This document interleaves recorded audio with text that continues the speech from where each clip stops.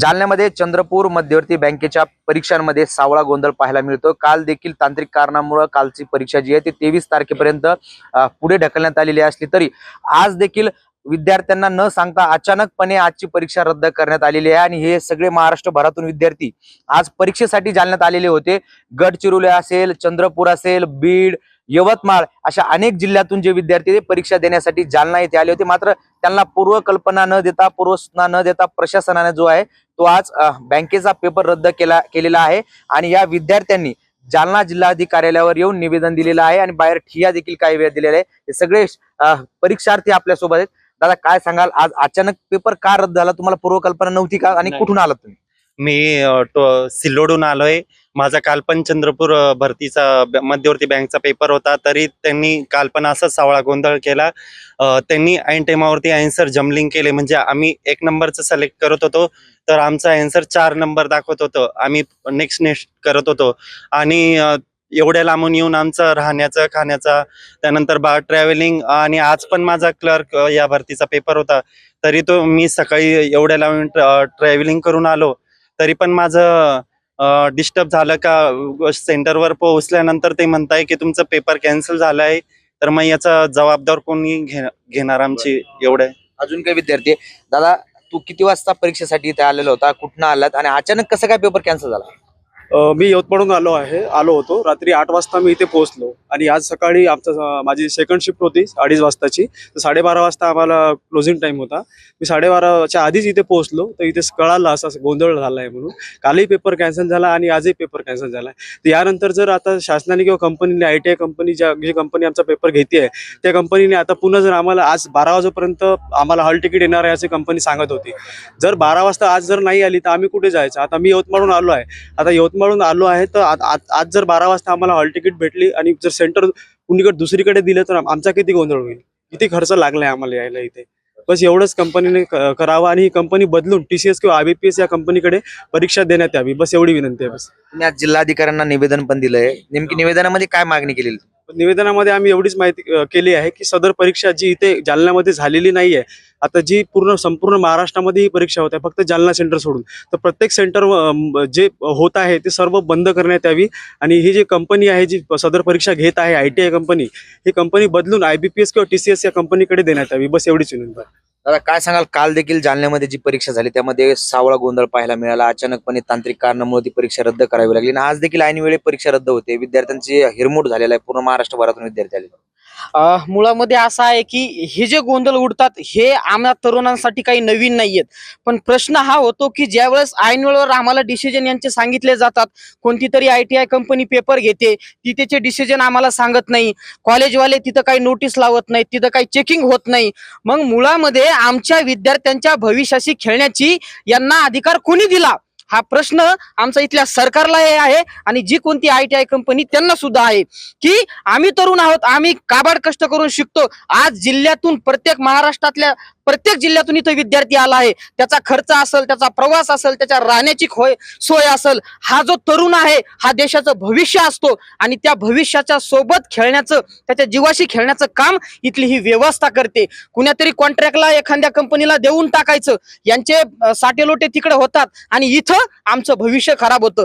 रात्रंदिवस आमचे पोरं सर मेहनत करतात, काबाड कष्ट करतात, शिक्षण घेतात। चंद्रपूरहून जर पोरगा येत असेल तर त्याच्या घरची जर परिस्थिती खराब असेल तर त्याला यायला 2000 रुपये कुठून येतात, त्याची तो मेहनत करून येतो, पण इथं आल्यानंतर जो गोंधळ उडतो आणि या नैराश्यातून जर आम्ही तरुणांनी एखादं जर टोकाचं पाऊल उचललं तर त्याला नक्कीच मी सांगतो इथली व्यवस्था, इथलं सरकार आणि ITI कंपनी जिम्मेदार असेल।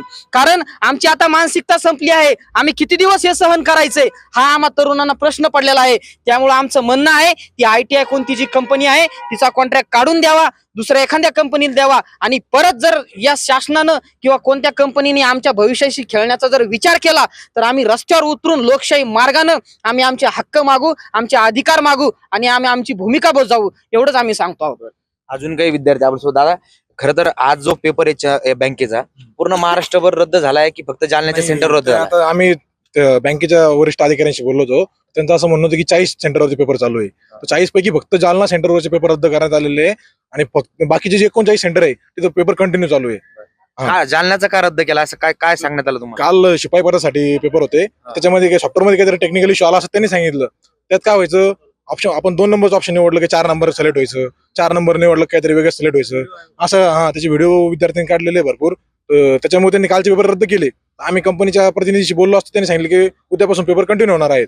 आजच्या पेपरसाठी महाराष्ट्रातून लांब लांबून विद्यार्थी आले, पण आज इथं आल्यावर समजलं कॉलेजला गेलो असता तिथं कंपनीचा प्रतिनिधी नाहीये, बँकेचा प्रतिनिधी नाहीये, तिथं कोणी सिक्युरिटी नाही फ्रिस्किंगसाठी, कोणी काही डिव्हाइस नेते, कोणी मोबाईल नेते, काय नाही, काही सिक्युरिटीचं काहीच नाही. म्हणजे पेपर कसे होते काहीच पारदर्शकपणा नाही त्याच्यामध्ये.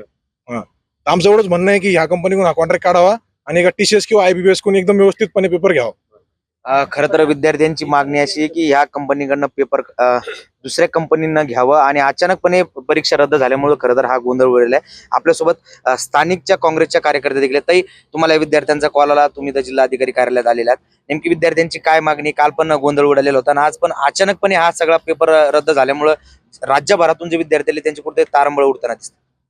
तारामळ म्हणजे खरं तर कालचा जो दिवसभराचा प्रवास आणि त्यांनी केलेला अभ्यास.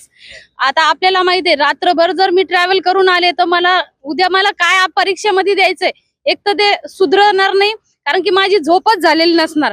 आणि इथं आल्यानंतर कळतंय की पेपर फुटलेला आहे, पेपर रद्द झालेला आहे. अर्ध्या परीक्षेमधून तुम्ही जर म्हणत असाल विद्यार्थ्यांना की आता तुमची परीक्षा रद्द झालेली, हे कसं काय होतं की परीक्षा चालू असताना तुम्ही अचानक सांगताल की पेपर फुटलाय, पेपर रद्द झालाय. पण असं नाही सांगत की पेपर फुटलाय. बरं, पेपर जरी फुटलाय तर तुम्ही नोटीस सुद्धा नाही लावत आणि तुम्ही असं दाखवतात की पेपर वरून कंपनीकडून रद्द झालेला आहे आणि ऑनलाईन सिस्टीम मध्ये काहीतरी खराबी आलेली. पण हे यांनी केलेल्या चुका सांगत नाही की कारण की तिथं जी मध्यवर्ती बँक आहे तिथला एकही कर्मचारी तिथं नव्हता. साधा गाडीमध्ये ऑइल टाकणारा माणूस तिथं पेपर विद्यार्थ्यांचा घ्यायलाय आणि नंतर त्यांना जेव्हा कळालं की आपल्याकडून ह्या खूप मोठ्या चुका झाल्या तर 2 तास विद्यार्थ्यांना डांबून ठेवलं, तिथं बाहेर येऊ नाही दिलं. आणि मग नंतर विद्यार्थ्यांनी जेव्हा आक्रोश केला तेव्हा त्यांना बाहेर येऊ दिलं. खूप बऱ्याचशा अशा महिला आल्या होत्या चंद्रपूरहून, ब्रह्मपूरहून. त्या अक्षरशः रडत होत्या, भुकेने व्याकुळ होत्या की आम्हाला इथं भुका लागलेल्या, आमचे पेपर घ्या. आमचे मुलं बाळा घरी, काही मॅरिड होत्या, लहान लहान मुलं होते. आणि ही सरकार जे ITI कंपनी आहे ही अक्षरशः पिळवणूक करायली. अहो, शेतकऱ्यांचे लेकर आहेत हे काबड कष्ट करणारे लेकर आहेत, कामगारांचे लेकर आहेत. यांच्या आई वडिलांनी यांना कसे पैसे दिले असेल, यांनी कशी रोजंदारी दिवसभर काम करून कसे 2000 रुपये जमा केले असेल. आज बघा नागपूरला अधिवेशन असल्यामुळं तिथले ज्या गाड्यांचा प्रॉब्लेम होता कारण की गाड्या नव्हत्या मिळत, तरी पण त्यांनी कसं इथपर्यंत आले. आणि वेळेवर जर ते सांगत असेल की तुमचा पेपर रद्द झाला, तुम्ही नोटीस तर लावा तिथं नोटीस बोर्डवर की हा पेपर रद्द झालेला आहे. मेल करा म्हणलं तर ते बोलतात की आम्ही मेल पाठवला, पण एकही विद्यार्थ्याच्या मोबाईल वरती हा मेल आलेला नाहीये.